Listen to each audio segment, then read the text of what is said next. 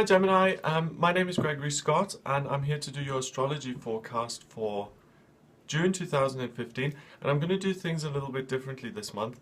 I usually do the astrology and I focus on the planets, where they are and what signs they occupy, and then I draw a tarot card to give you an overall theme for the month. I'm going to do it differently in that I'm going to still focus on the planets and where they are, but I'm also going to look at the aspects and what connections they make with other planets. I'm not going to draw a tarot card, but instead I'm going to get much more in depth and in detail about the astrology to give you a more rounded theme, a rounded insight into the astrological kind of influences. So that's what I'm going to focus on to give you a much clearer look. Okay, so I want to get started with the first thing that happens that's really significant in June, which is the full moon happening on the 2nd.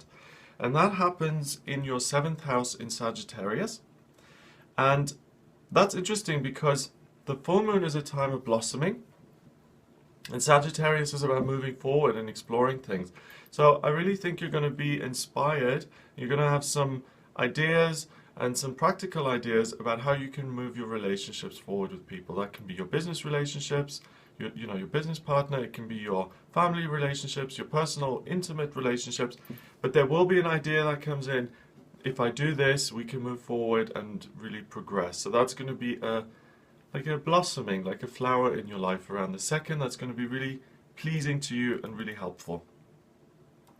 A couple of days later, the goddess of love, Venus, she goes into Leo in your 3rd house. And that's a really wonderful sign because you start to communicate in an open-hearted way with love in your mind, with love in your heart, and you really come across as that. Sometimes we can communicate really just things that we think are important, but it doesn't add any value to the world because it could be complaining or it could be negative. And you're not going to be in that headspace. You're just going to communicate with love and you're going to speak from a place of goodness. Now, that means that you're in a good place around the 6th of June, that you feel very loving, you feel very much in touch with your own loving inner self, which is the higher self, really. So, that move forward in your relationship, practical, positive kind of things, talking and feeling and thinking with love, it's kind of starting to set up a theme here that you're someone who's really in a good place at the moment and who's got their head and heart in the right place. So you can really trust your actions around the beginning of the month. Now, Jupiter sextiles Mars from the 31st of May until the 11th of June, so for about 2 weeks, okay? And Jupiter is the planet of good luck and good fortune. Mars is drive and desire. And when they sextile each other, they kind of connect and blend in a kind of harmonious way, okay? So Mars is in your 1st house in Gemini. Jupiter is in your 3rd house in Leo. You communicate in a loving way, as I've said before, but your personality and your identity and your drives are pushed into that, and you really express those in a very healthy way. So you get very clear on what it is you want, and you express that in a way that people see as positive and take up and accept. So don't be afraid to speak your mind. It's really okay to say, I want this, I want that, because you're not going to be demanding about it, but you're going to be clear and say, listen, if the two of us want to go forward, for instance, if it's a relationship situation, then I think we should do this. And that's not going to be taken as, oh, he's being so selfish. It's going to be, oh, he's thinking about both of us and how we can progress in this relationship, so it's positive. So embrace those kind of urges when they come up. Okay, in the same 2 weeks, Saturn actually trines Venus. Okay, and that's important because Saturn is structure and foundation, and it sits right on top of your descendant, which often can be seen as other people in your life and relationships, okay? And I really think for you, Gemini, what you've been talking about and the plans you've been making and what you've been communicating, it can be really good to cement your relationship. Between the 31st of May and the 12th of June, it's a really great time to propose to your partner. It's very likely to be accepted because of what you've been saying in the last couple of days and how you felt about the relationship and where the other person's with you where you're both at with each other, really. But when Saturn comes in, he kind of plonks down a throne and he says, you can stay here and let's put the foundations down, let's build a house on it. You know, it's very much structure. And it trines Venus, so your love for another person, the loving thoughts, loving communications, loving ideas become much more structured. And you can communicate those. So, yeah, I would recommend that you exchange keys, or you decide to move in together, or you become engaged, or whatever it is that you feel is going to add more structure to your relationship. On the same day, on the 12th of June, Mercury comes out of retrograde, the planet of communication, so communication gets even easier. I mean, you haven't been particularly struggling because you've been speaking from the heart, but now your mind comes into it as well, and you become balanced between your heart and your head. And Mercury is very happy where he is there, near your Ascendant, in Gemini. Very pleased with that. Mercury is all about air and ideas. And on the 12th, Mercury is surrounded by other planets in air, so he's in good company there, and communication gets even better. And you can make some practical, intellectual kind of plans, whereas up until now you felt your way through things. Venus sextiles Mercury. So Mercury I've just been talking about. Venus now connects with him between the 8th of June and the 13th of June as well. So before Mercury comes out of retrograde, Venus has been helping him out a bit, and that's kind of emphasizing the speak with your heart, not with your head. But again, for you, Gemini, I mean, communication is a big thing for you, but I don't think you always communicate with love, or you always communicate with good intentions. I mean, no one does unless you're a saint, you know, and even, I'm sure they have harsh words with people too. But really, the beginning of June, middle of June here, it's all about speaking with love. So I don't really see you having a bunch of conflicts with people. I think you're going to be surrounded by people who love you, who you love, and you're going to talk nicely. You're going to talk nicely to each other, okay? I really get that. That there's a lot of positivity here between you and the people you connect with. Okay, we're moving on to some of the big guns now.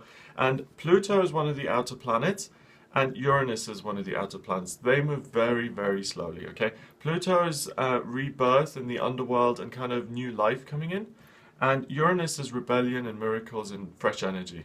And they have been squaring each other, so they've been 90 degrees apart and kind of in friction mode with each other since March 2012. So 5 years, okay?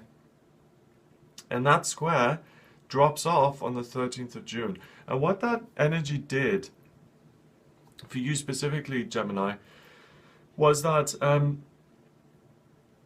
it really forced you, or it made you really focus on how you can reinvent yourself within your environment, within the institutions you occupy, your job, your family, your relationships, and to really inject some energy into achieving your hopes and dreams in those areas. So I think you've been really, really driven to become top dog, to become number one at whatever it is you do. And that relaxes a little bit, and you're not so driven to be the top of the leaderboard, to be number one, to be the alpha male, alpha woman, whatever. And you just have a little breather, because it can be really tough always having to be the best. And it can be really tough comparing yourself to other people and competing with other people, because the ego feeds off that, and the ego in turn feeds off you. Because when you strengthen your ego, you weaken yourself. And it can feel exhausting, and that's why people often have to go on retreats and take time out to just get in touch with their true selves. Because you can't, I mean, some people can, and some people thrive like that, but you can't always be in your ego. If you're a spiritual person, it'll wear you out sooner or later. And that's why people have these rock bottom moments where they have these awakenings, because it's like, oh my God, my whole life I've been running after money and women and houses and whatever, cars and stuff, and I just realized that there must be something else. So that's a nice kind of shifting of energy, and it kind of announces an easier time for you in terms of not having to be the best all the time. Now, Saturn moves into Scorpio on the 15th of June, and it stays there until the 18th of September. Okay, this is important because Saturn, I've done a video on this, have a look at that if you're interested, but Saturn is also an outer planet. It moves very, very slowly, and it's in Sagittarius for 3 years. December 2014 until December 2017. It retrogrades this summer now in June until September for 3 months, and then it goes back into Sagittarius. And now that it goes into Scorpio for these 3 months, you're going to feel a real restriction and a real like to your feelings and to delving deep into your feelings. I think you're going to shy away from that and just be like, oh, where can I have fun, you know? And that's not necessarily bad. Well, it isn't going to be bad for you, okay? Because it's all about your relationships. It's not about overthinking things, getting overly heavy with it, and it's about taking practical action in terms of your working life and in terms of your relationship life. So you're going to keep things light and breezy, I think, Gemini. I think you're going to not overdo it in terms of the heaviness, and that's good, while feeling some emotional structure in your life anyway. So you're not going to be suffering with insecurities or crippling self-doubt or anything like that. I think you're going to be all right in terms of the way you feel and the way you come across. So that's good. The new moon happens on the 16th. So the day after Saturn moves into Scorpio. And the new moon is like, think of it like a drain pipe in your bathtub, okay? Because the moon is totally black, and it's like a drain. It starts to suck energy into it. It becomes like a drain, like a hole that you can pour things into. And it's a great time to set new intentions because it sucks energy in, okay? And it's in your first house of self in Gemini. You're a Gemini. So it's all about you drawing energy into yourself. It's like you're feeding on the atmosphere. There was a saint in, it just kind of brought this to mind, but a couple of years ago I read this book called Autobiography of a Yogi. Really fabulous book by Paramahansa Yogananda. And in it he interviews these saints, and he goes to Bavaria and meets this Catholic saint woman, Therese Neumann. Wow, I remembered that. And she didn't eat. She just lived off the atmosphere. She said that she lived on the love of God. And she pulled the nourishment out of the atmosphere. Isn't that amazing? I think anything is possible. And I really, I wasn't skeptical. The book inspired faith within me, and if he says it, then I believe it. And I think that is possible, because we are spiritual beings. If we're that close to God, why not be nourished by the spirit and energy of God? Why not? Who's to say that can't happen? Just because we're brought up to think we need to eat, who knows? Anyway, so I'm not saying you're going to turn into Therese Neumann, but I'm saying that you can feed, excuse me, you can be nourished by your atmosphere, and you can really pour energy into yourself to really get some strength around the 16th of June. And I think it'll be like a second wind. I think it'll be the real start of June for you, and you can really move forward from there.